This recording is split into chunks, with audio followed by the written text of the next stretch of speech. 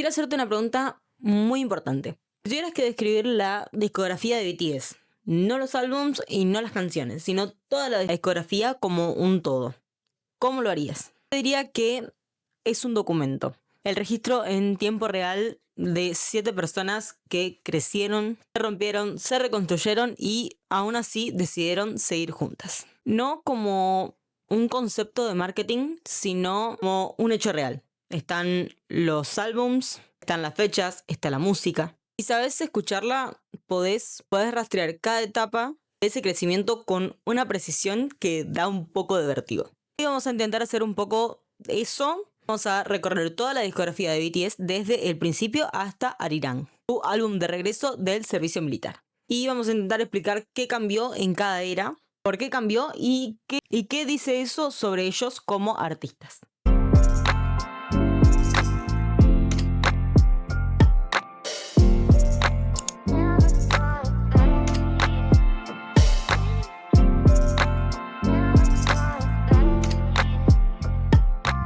Este es uno de los videos más complicados y más ambiciosos que he grabado hasta ahora para el canal porque es muy complicado y mucha gente me puede llegar a funar si me queda algo fuera de lugar, fuera de contexto. Entonces voy a intentar hacerlo lo más respetuoso y amoroso posible desde el lado de una ARMY que los ama demasiado. Tuve que leer muchísimos artículos de internet, muchísimas páginas para poder armar todo esto, así que intenté hacer lo más completo posible. Bueno, vamos a dejar algo claro desde el principio que esto no es un ranking de álbums, cuál me gusta más o cuál me parece que es mejor, sino que es un análisis de cada uno desde el principio de la carrera de los chicos hasta el final. No estoy diciendo que uno sea mejor que otro, sino que todos son necesarios para poder entender toda la historia de BTS. Empezamos en 2013 en un sello pequeño, con recursos y con todas las probabilidades en contra. Y terminamos en 2026 en esta plaza de Seúl, que se los voy a dejar acá abajo porque no lo puedo pronunciar bien, con músicos tradicionales y siendo los artistas más grandes del mundo hasta el momento. Ese fue el arco total y ese es el viaje que vamos a intentar analizar el día de hoy. Para entender a BTS hay que entender primero de dónde vienen. El lugar del que vienen es el hip hop de los 90, Snoop Dogg y del boom bap bastante crudo. Eso es básicamente lo que se escucha en su álbum debut, Too School for School, que salió en 2013. No More Dream y We Are Bulletproof parte 2 suenan a alarmas, a sirenas industriales, graves secos que te llegan desde acá. La técnica de producción de P-Dog, el productor principal de BTS, toma bucles muy acelerados superponiéndolos con bases pesadas de rap que forzaron a nuestros raperos a rapear muy rápido. Raps que transmitían una urgencia de un debut que no podía fallar. Lo que hay algunos que no saben es que esto no era una imagen manufacturada. BTS debuta en una agencia pequeña con un debut que posiblemente podría haber terminado en un fracaso. Esta rabia que se escucha en Too School for School es real. Es la de chicos que tenían mucho para demostrar, mucho que decir y por ahí no tenían los medios para llegar a ello. En un sistema que claramente no estaba de su lado. En All You're Late To arranca formalmente la etapa de los cyphers. Con la primera canción que es el BTS Cypher número 1. Nuestros queridísimos 3 raperos largan todo sin ganchos pop, sin concesiones y sobre una base minimalista de hip hop calle. Solamente la técnica y lo que tenían para decir.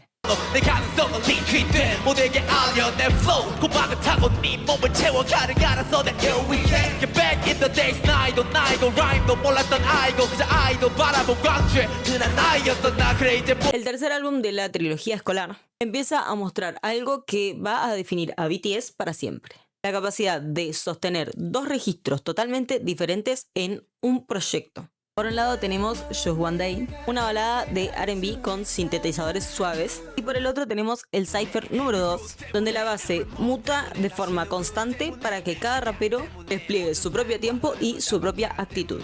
Esta dualidad no es nada accidental. P-Dog desde el principio promovió que los miembros desarrollaran su propia voz creadora y eso se puede escuchar en todo el álbum. Hay 7 voces distintas en estas canciones y no funcionan como una sola imagen homogénea. El primer disco de larga duración de BTS es el más raro y el más interesante de toda esta etapa. Llega en 2014 y acá P-Dog fusionó las bases de rap con arreglos de punk rock y guitarras distorsionadas, algo que no tenía mucho precedente en el K-pop de ese momento. Danger es el ejemplo más sofisticado de todo esto que estaban empezando a crear. Empieza con un beatbox, después hay guitarras eléctricas distorsionadas y sintetizadores de sierra de fondo. En el precoro pasa algo que me parece espectacular, que es que todo se detiene. Las guitarras desaparecen y aparecen cuerdas clásicas y campanas antes de volver al estribillo rockero. Dark and Wild no suena a nadie más en esa época, ni en el K-pop ni fuera de él. Y eso en 2014 fue un riesgo tremendo, además de todo lo que les llevó a ellos escribir Danger y todo lo que pasó en el medio. Y los pudimos ver sufrir un montón porque no se les ocurría qué ritmo nuevo poder traer a la escena. 그쵸, 괜찮죠. 장난해 너가도 좋은데. 장난해 너. 너를 약간 느어를. 장난해 너. 이렇게. 장난해 너. 알겠습니다. 좋지? 네, 괜찮은 것 같네요. 이걸로 가자. 네. 오케이. 회사 빨리 써. Lo que une a esta era entera es el tema central. El enfrentamiento con las instituciones, la escuela, el sistema educativo, la presión de los adultos. BTS habla sobre eso porque lo estaban viviendo en el momento en que lo estaban grabando. Eran simplemente adolescentes o adultos muy muy jóvenes. Tenían 16, 17, 18, algunos 20, 21 como mucho. La música funcionó como el lugar donde podían decir lo que necesitaban transmitir, que no podían hacerlo en ningún otro ámbito de su vida. Llegamos a 2015 y acá sucede el punto de inflexión más importante de toda la discografía de BTS. Es el momento en el que BTS deja de gritar hacia afuera para empezar a mirar hacia adentro. Musicalmente es algo que te llama mucho la atención porque se nota desde el primer momento en el que salen esos álbums. The Most Beautiful Moment in Life es la primera gran era conceptual del grupo.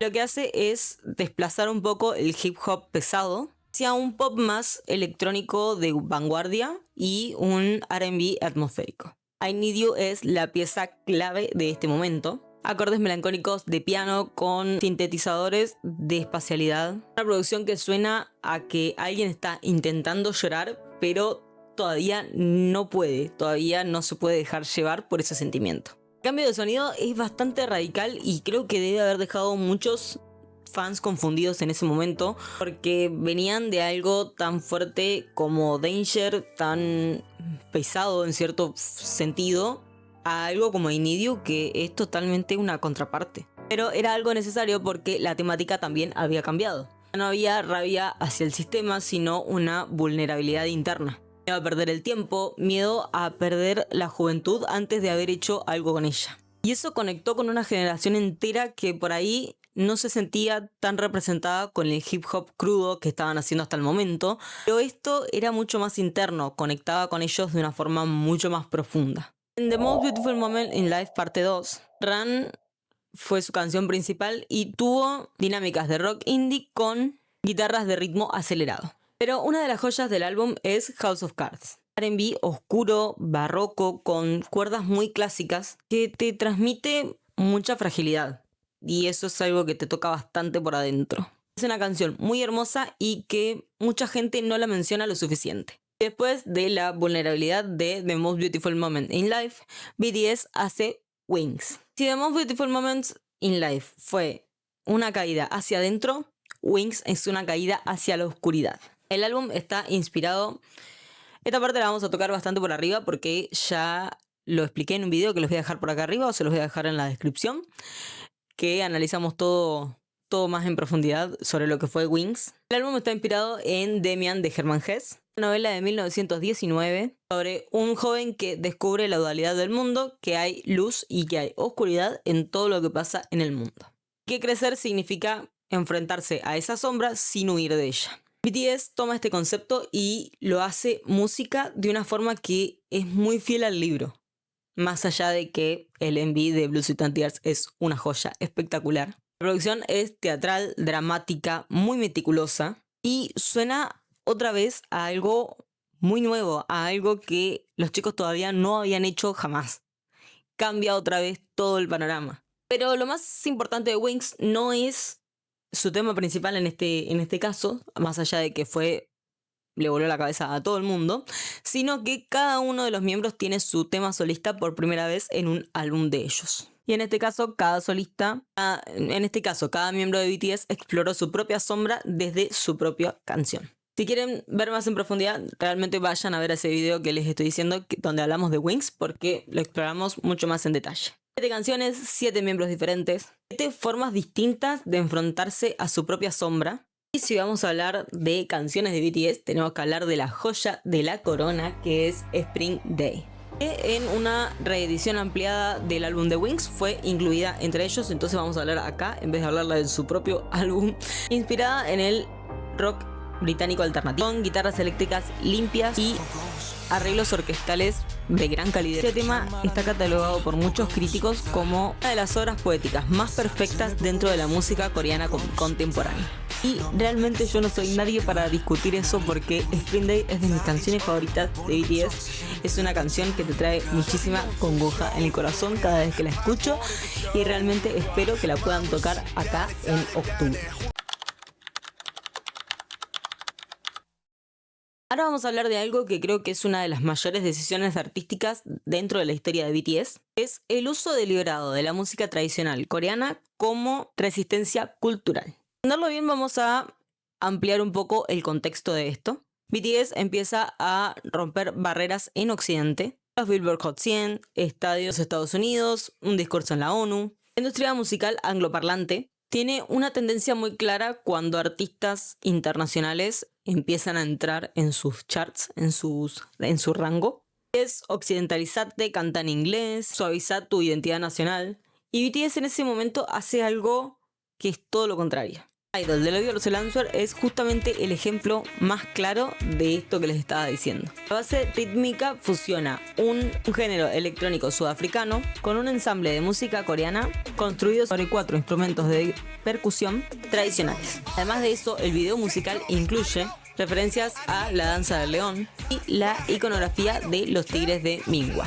Todo eso en una canción de pop de estadio, visible para cualquiera que supiera dónde mirar. Si Idol te pareció un primer gran gesto, la chita de Junggi como August D, donde la fusión alcanza su forma más sofisticada. La pista está construida sobre muestras reales de la música profesional de marcha militar de la dinastía Joseon. Los instrumentos que escuchás son reales. El nagak, que es una trompeta natural que está hecha con un caracol naval, que es una trompeta de metal, y varios instrumentos tradicionales más. Y la canción empieza con una orden de mando histórica real, que en coreano antiguo ordena golpear el gong y el tambor de dragón para abrir el paso al desfile real. En el video lo podemos ver a Junggi dividido en 2 personas diferentes. Un rey de la dinastía que representa a su yo consumido por la fama, y un insurgente moderno que lo ejecuta. Es una alegoría directa sobre la necesidad de destruir la propia divinización para conservar nuestra propia libertad. Todo eso con 27 años. Entre 2017 y 2020, BTS atraviesa la trilogía Love Yourself, Tear y Answer, y después Map of the Soul. Son las eras de la explosión global y también de madurez intelectual. Love Yourself es el inicio, arranca con DNA, con ese silbido humano que lo escuchás y es precioso. Una canción muy futurista y una canción que amo muchísimo porque fue la que me trajo acá a este momento, a este fandom. Pero vamos a hablar de un tema un poco más escondido, que es sí, ese sonido real de olas de mar con una guitarra eléctrica limpia, letras que deconstruyen la falsedad del éxito comercial. Nadie la mencionó cuando salió, pero hoy todo el mundo la ama, o por lo menos los reales del fandom, las reales armies, amamos mucho, sí. Love Yourself Here es la faceta trágica de toda esta historia. Nos trae Fake Love, fusionando trap sombrío con guitarras de rock alternativo de los 90. Y The Truth Untold es una canción que te destroza el alma de la mano de las voces de la vocal line, donde quedan sus voces totalmente expuestas y con un dolor cada vez que escuchas esa canción que nada te protege en el momento en el que la estás escuchando. Después nos vamos con Map of the Soul Persona, que también tienen un video en el canal donde analizamos todas las canciones del álbum. Y su faceta rosada y más hermosa, pero no deja de tener una importancia muy grande en sus propias letras, sobre lo que quiere transmitir, y van a lo básico, bajan de ahí y nos regalan preguntas muy simples como, por ejemplo, ¿cómo fue tu día?